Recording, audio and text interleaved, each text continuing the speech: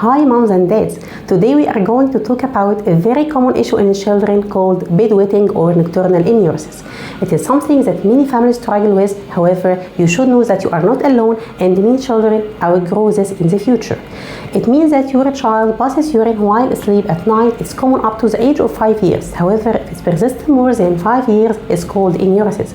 Your child must do this for at least twice per week for 3 consecutive months, and his mental age must be more than 5 years.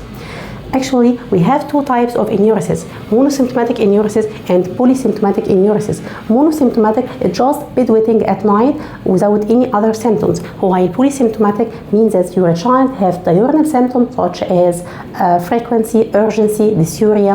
Here, your doctor will ask for certain investigations such as urine analysis to detect the presence of any urinary tract infection, and also he will ask for abdominal ultrasound or renal ultrasound to detect any abnormalities in the urinary tract which further precipitate infection and enuresis.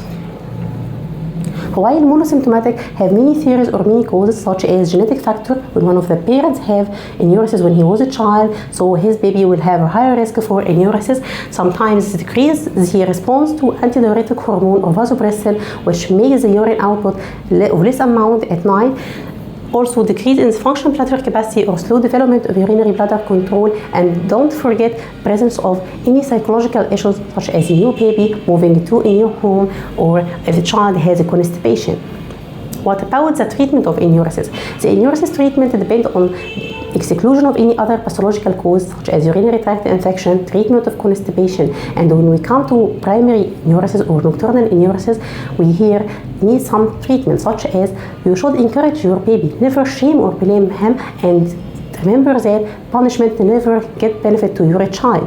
Also, we can use some lifestyle tips such as limitation of caffeine or any fizzy drink at bedtime. Also, increase the water intake during the day to limit its intake at night.